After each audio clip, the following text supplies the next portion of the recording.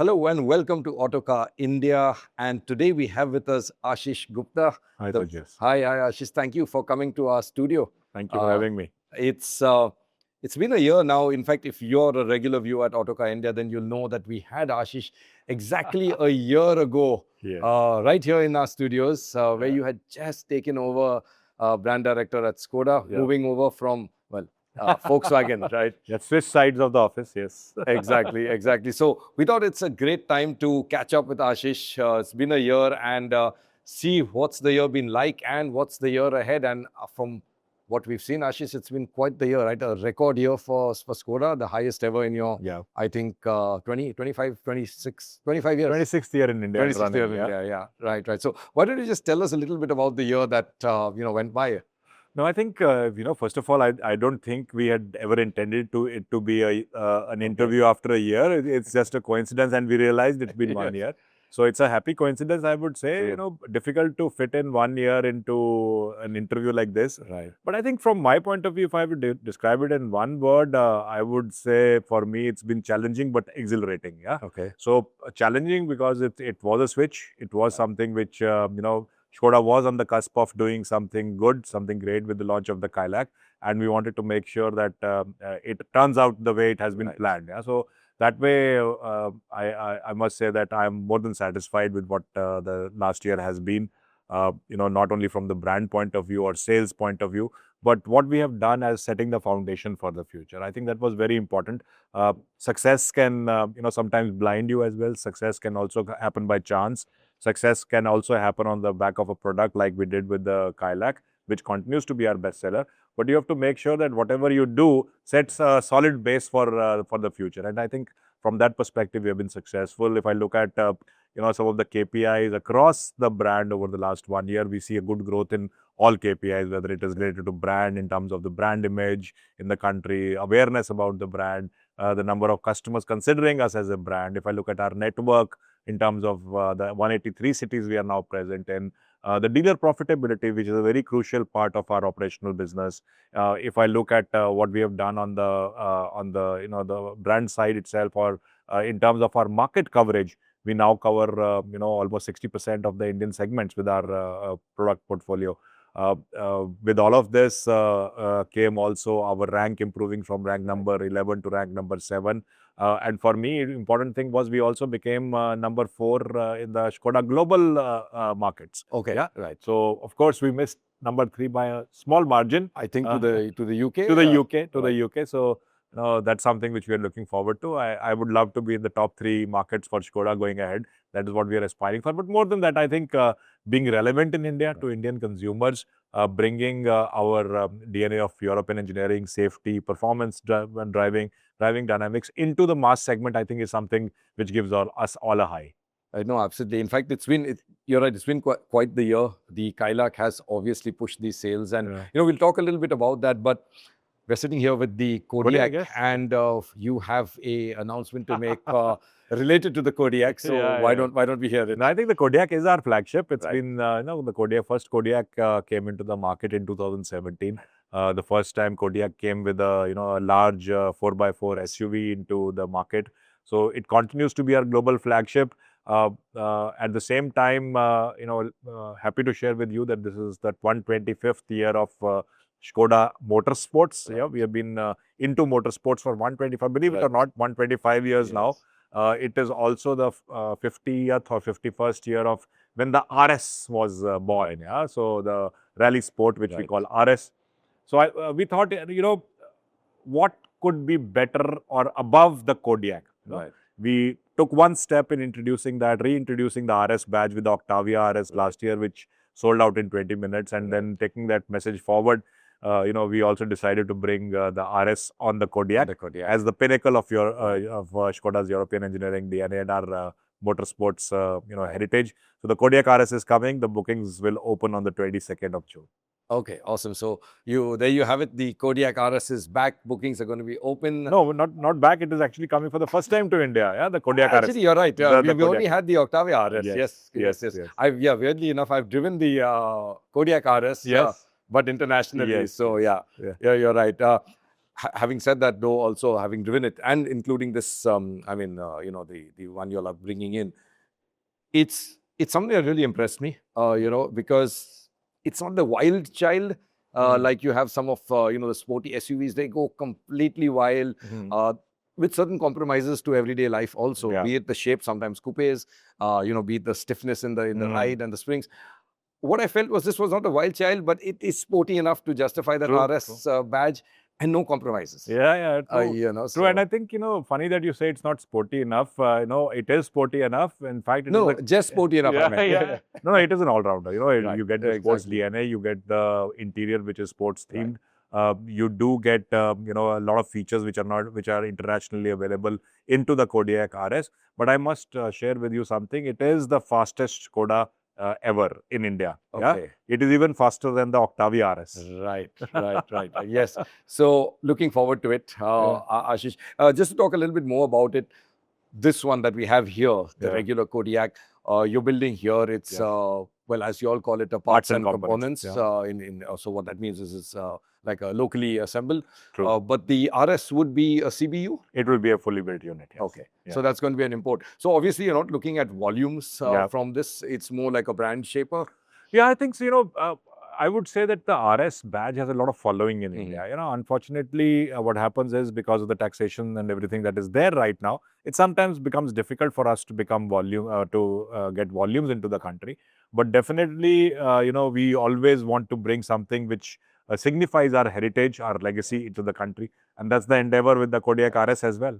Correct. And should everyone out there rush in to get their orders? Because the last RS, the Octavia, sold out in 20 minutes. Yes. So how fast are you expecting this one to sell out? See, I'm hoping that by the time we reach there, the car is already sold out. But officially, the bookings open on 22nd of June. And I don't know if you're going to let us in on it, but how many are you bringing in? So I'm bringing a very limited batch. Last year we brought the Octavia RS in 100 numbers. Right. The Kodiaq RS is even a limited and a collector's edition with 50 numbers coming into the country. But I do have an option to bring more cars into the country at a later stage. It also depends on because the Kodiaq RS is a hot seller, globally. Right. So getting a quota out of an allocation out of a hot selling car for India, we have to be little.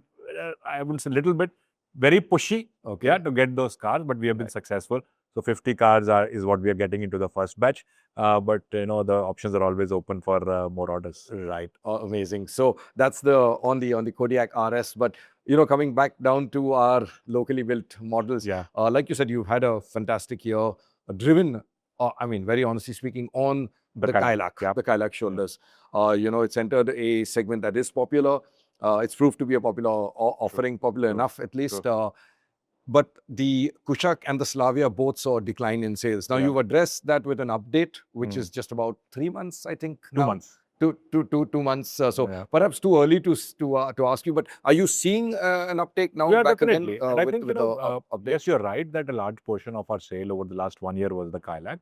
But that was also because we were running out the Kushaq pre facelift. So we of course in a run out phase of an aging car, you typically dial down your production, and of course the sales reflect the production numbers that you put into. So the demand for Kushaq has always been there. I'm not saying that we were number one in that segment or whatever, but relatively, Kushaq has always had a good following because it's a brilliant car. At the end of the day, it's a brilliant car in itself. So with the facelift, we have definitely seen at least a 30 to 40% increase in our monthly sales. But too early to qualify. I think the market is just warming up to that car. It's just 2 months old. The order intake is very, very solid. Much better than my expectation, and I hope it continues. Right. And I'm sure you're also hoping this continues to the Slavia, which is the next update in the pipeline. I think Slavia is a very special car for us. Why?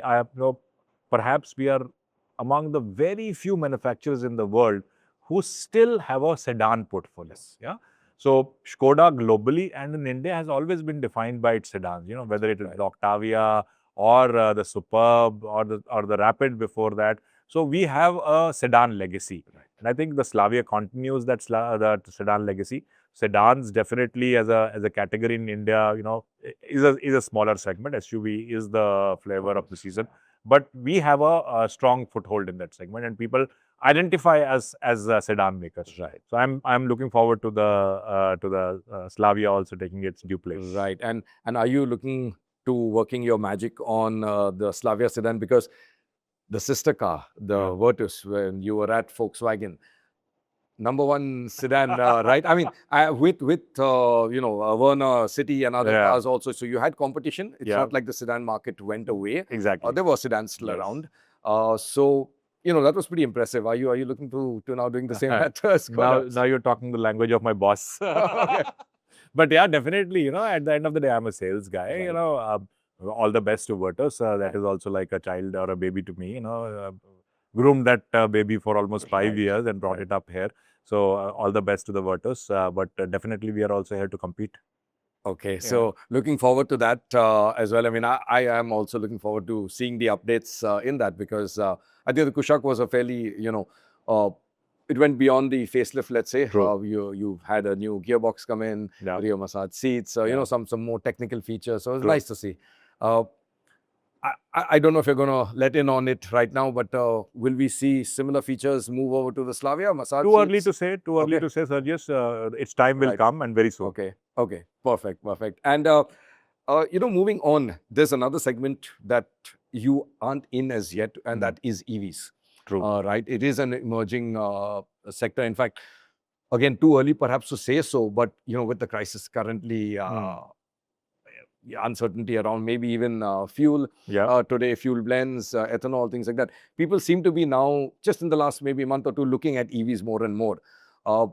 What's the plan for Skoda to get into the electric space? I think the plan has always been there, and I've shared that last year as well, that we are working. At the end of the day, if you want to be a relevant player in the EV segment, it has to be a local play. That is what we are working on. But having said that, I think you are bang on in saying that there's a lot of more interest in EVs. One, there are the number of options available as EVs has grown. What I see up to year till date May is that there is a 90% growth in the month-to-month sales of EVs compared to similar period last year. The penetration of EVs in the month of May ended up at 7% from 4.5% at the end of last year. So we also see a lot of people considering an EV while making a purchase decision. So the movement is definitely happening naturally, as well as pushed by the issues around us right now, and fuel prices is one among them. So definitely all the more reason for us to also accelerate our plans. As I said, local EVs is where you will get the volumes. That plan you cannot suddenly prepone and bring it earlier, because there are natural preparation times and supply chains that have to be taken care of. But we have had just a blockbuster launch of the Epiq, which you attended last week. So that's a brilliant car. Our flagship EV, the Peak, is being launched, I think, this week or next week. So those are cars, and Elrock continues to be a bestseller in Europe. So I am really looking, without saying too much and promising too much, definitely that is something, and the current situation is asking us to also accelerate our plans. Amazing. And you're right when you said that you have to have a local EV for volumes, to make a mark in this segment. But Ashish, in your mind, does that rule out your international EV portfolio like the Epiq, which we just saw, or the Elrock, or even the Peak? See, I think, at the end of the day, when you look at becoming a relevant player in any segment, and I think Skoda, we have very clearly said that whatever segment we want to enter, we want to be relevant. We're just not here for putting our mark on that segment. So you have to, when you want to be a relevant player, you have to be bang on with your pricing. You have to be bang on with your availability. You have to be bang on with the specifications that you provide to the market. From that perspective, bringing global portfolio, I think, becomes very difficult. We were, the layout of the EU FTA as well. So it does not give any benefits to BEVs for at least the next 5 years. So I don't think global FBUs or global electric cars from our portfolio will make volume sales. That's my sense of it as of now. That is why the entire focus has to be on how can we get a relevant EV into the market as a Skoda in volumes. Absolutely. Fully agree, there, Ashish. But it's also pointing me towards the Peak. Coming in because at a higher level now, you're not really worried about the pricing. It's more a brand shaper. All of the bells and whistles that the brand has to offer. Perhaps we could see that. Is that something on your radar at least? I know No, you're not going to definitely. confirm. It is on my radar. Okay. So, the Peak is still not launched in India. We have to look at the specifications of the car. We have to look at, how we can bring it at a level or at a price level where it is competitive. You can always bring in 1 or 2 cars and showcase it, but that's not the point. Right. At the end of the day, cars need to be driven on roads, and for that, we need to make sure that the pricing is competitive. We need to make sure that the specifications are bang on. Yeah, Right. it still has to be a premium car. You cannot Right. have a bare bone car coming into India at a high price, which will never work. Yeah. So that is what we are working on. My ambition also is to get our global portfolio into India next year. Amazing. So another thing to look forward to, I guess. And Ashish, we'll keep the topic on fuels, and I want to ask you about flex fuel vehicles. Sure. That's right now picking up a lot of pace, and thanks obviously to the all of the news and the churn around True. ethanol blends. We're going to have E22, maybe E27, E85, perhaps E100. The government has notified at least these True. these possible blends. First of all, what is your take on this? And do you see some maybe impact, like a negative impact of people holding back because of this confusion around fuels? And because you are right now a petrol only player, right? You don't have diesel, you don't have EVs. True.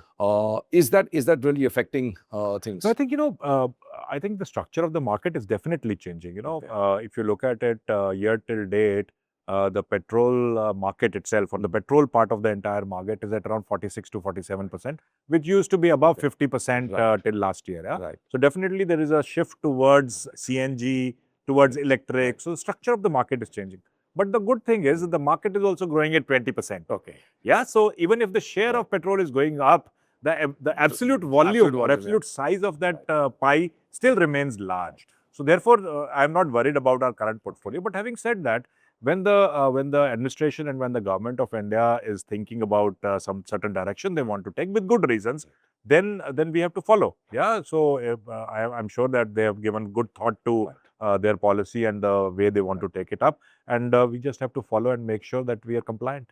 Right. So, flex fuel, is that something that you're currently already working on in terms of an very introduction? premature of me to say that, but I think with the messaging and with the what the government wants as a long-term, strategy for India, definitely we have to look at it. Yeah, absolutely. You would, and given the fact that you have these vehicles in your global portfolio, I don't think that would be such big. No, I think it's not so easy, sir, just to be honest, because the engine configurations are different. We have to look at what portfolio of engines we have compared to global markets, whether those engines can be brought into India, because the emission standards between us and the countries where flex fuel vehicles are being sold are very different.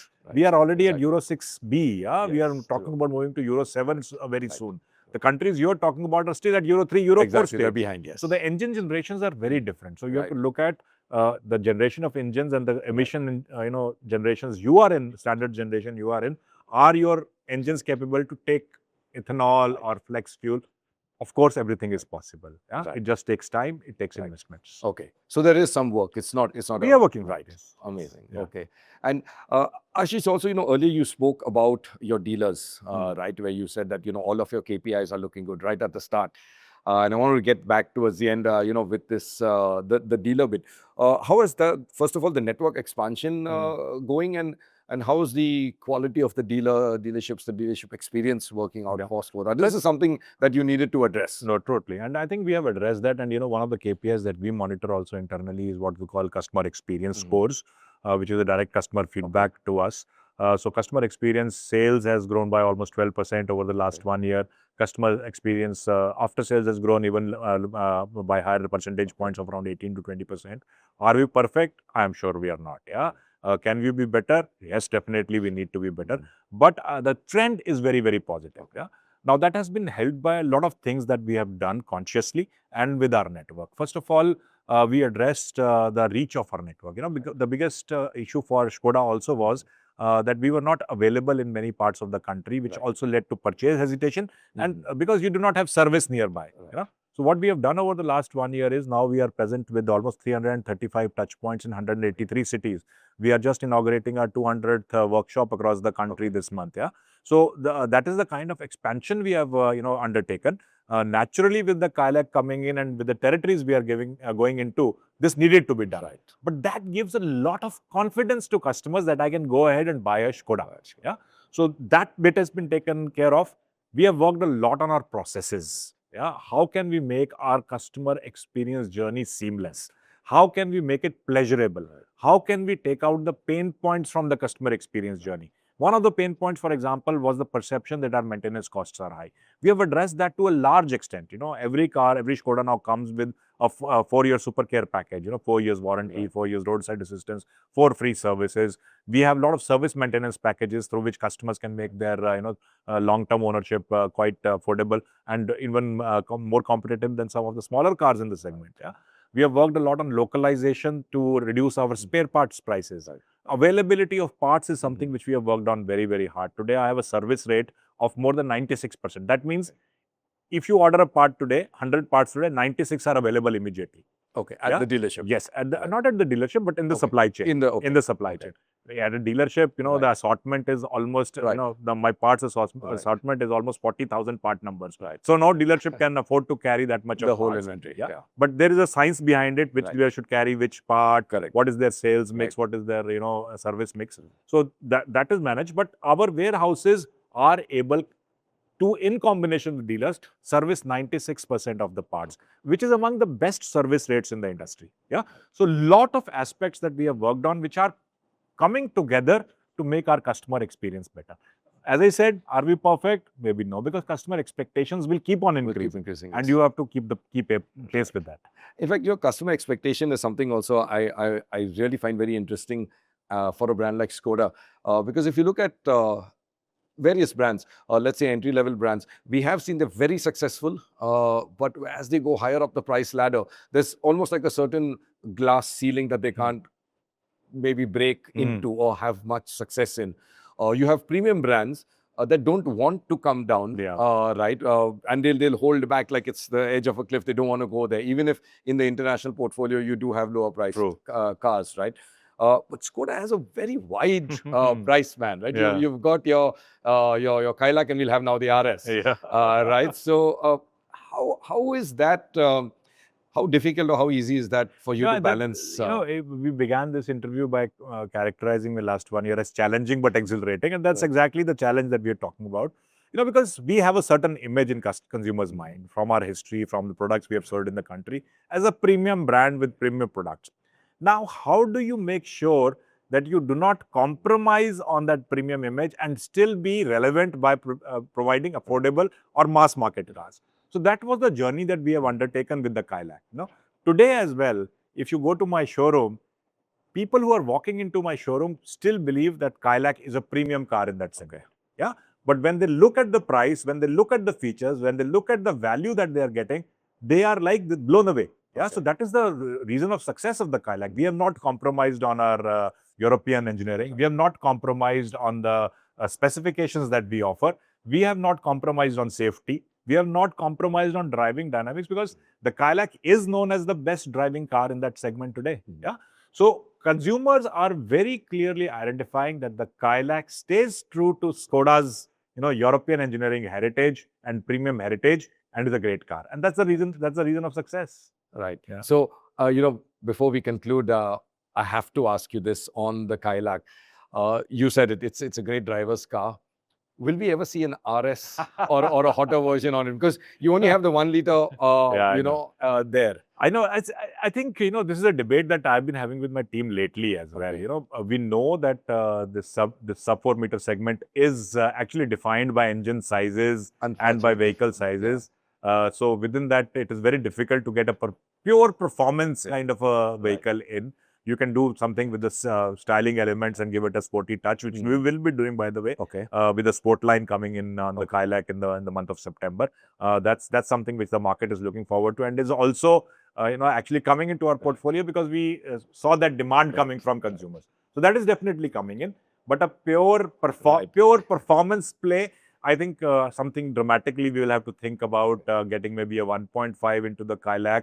I am sure customers would like to have the 1.5 liter in the Kylaq, but it will not qualify for the small benefits, small car benefits. So that's a compromise we have to make. So that is something as a research project that we are right now, Okay. considering. Okay, so it's under consideration. That's Consideration, whether it is possible to bring or not, whether Right. it makes business justifies case or the not. business case. But definitely, just from that question itself, you can understand how much people want that. Exactly, Yeah. exactly. No, absolutely, Ashish. It's been an absolute pleasure. Right. Thank you for coming back to our studio Thank here. you. And I guess look forward to seeing you next year. Yes, 1 year definitely. on. Definitely. No, but much before that, we have a lot of action A lined lot of up for action this year. coming up. Great. Thanks, All Ashish. right. All the very best. Thank you, Sergius. Thank you.